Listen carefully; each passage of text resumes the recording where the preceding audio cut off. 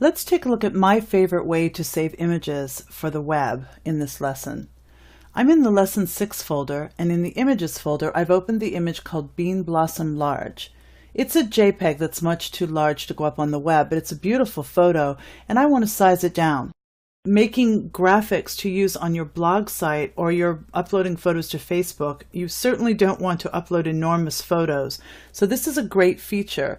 It's actually a part of Photoshop and Illustrator. So if you have Adobe Photoshop or Adobe Illustrator, any of the recent versions in the last few years, this feature has been in for a while and it's an awesome feature. So as I said, I'm in Photoshop, I'm in CS 5.5.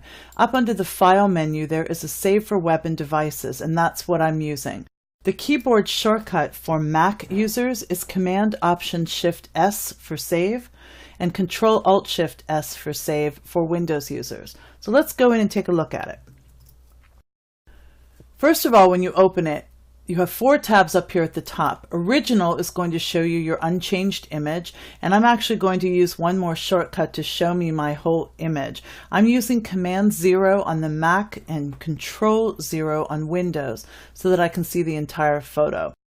Up here, you also have an Optimized tab. So Original shows you your unchanged image. Once you know what you're doing and you don't need to really compare versions, I use the Optimized tab. But there's a 2-up and a 4-up, and you can certainly use those when you're getting started.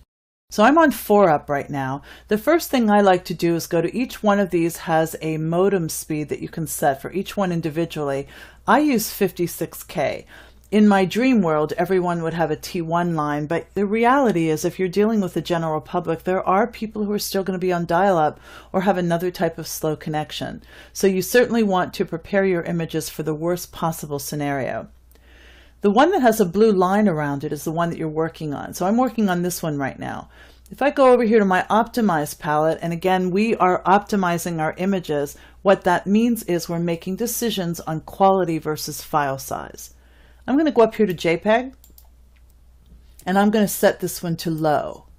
And you'll see right away that it comes in at 426K. Now I know that's still kind of big for low, so I know already I have a problem. So down here in the lower right-hand corner, where the image size section is, I can see that my image is enormous. So I'm going to go in here and change the width of my image to 800, and then just click in the other field. So you can actually resize your images within this window. And again, I'm going to zoom in a little bit. I've got some plus and minus buttons down here so I can see my image a little better. I like to zoom in at 100% because that's what your user is going to be viewing it at.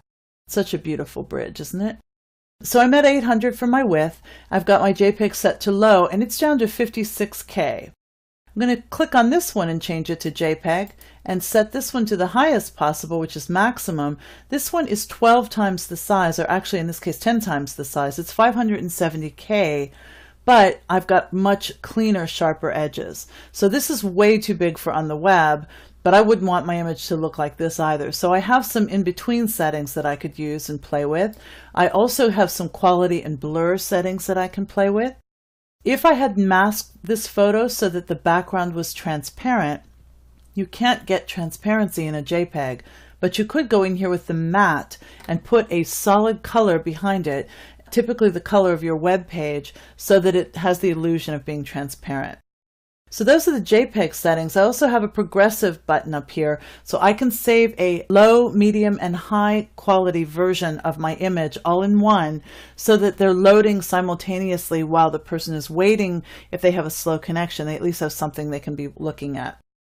So for this one, I'm now going to change it to a ping. There's 8-bit and 24-bit pings. These do allow transparency, so if my image was masked, I would be able to see the transparency back here. And then another setting is the GIF. Now GIF I would never use for this kind of photo, but a GIF would be perfect for a flat area of color, like a logo or a piece of text, something with just plain flat color. When you save something as a GIF, the total number of colors available to you are 256, as opposed to a ping or a JPEG, which use the RGB workspace, and so they would allow you to have 16.7 million possible colors. That's a big difference. So with this one, I have it at 256, and you can see this file size is 323K. As I start throwing out colors, that's how GIFs reduce their file size. They throw out colors. But I'm allowing Photoshop to make the decision for me. So although this looks kind of cool, I probably wouldn't want my image to look this way. That might be a cool art print, but not really appropriate for an image from the web. So I definitely want to control how many colors it has, but what you can do, if you allow Photoshop to just take the colors out randomly, you might lose some important colors that you want to keep, like your logo color. So what I can do instead with GIFs is I have a color table.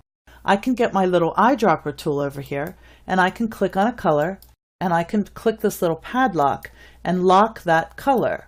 So each one of these that I lock will automatically keep that color. So as I start deleting colors from up here, Photoshop is going to keep the ones that I locked. So you can see as I'm deleting colors, the locked ones, the ones that have the little symbol in the corner, those are still there. It's going to get rid of those colors last. So you do have some control over how your image appears. So you can also go down here to go to Device Central. That allows you to go out and see what your images look like on a mobile device, and there are lots of different mobile devices you can pick from. I highly recommend that. When you click the Save button, you can save just your images, which is what I do. You can save your images on an HTML page, or you can save just the HTML, and I really have never done that. I simply use this just for saving my images. But if I'm saving images for Facebook, for instance, I usually set my width to 800 and my quality of my JPEG to medium. That's just what I do.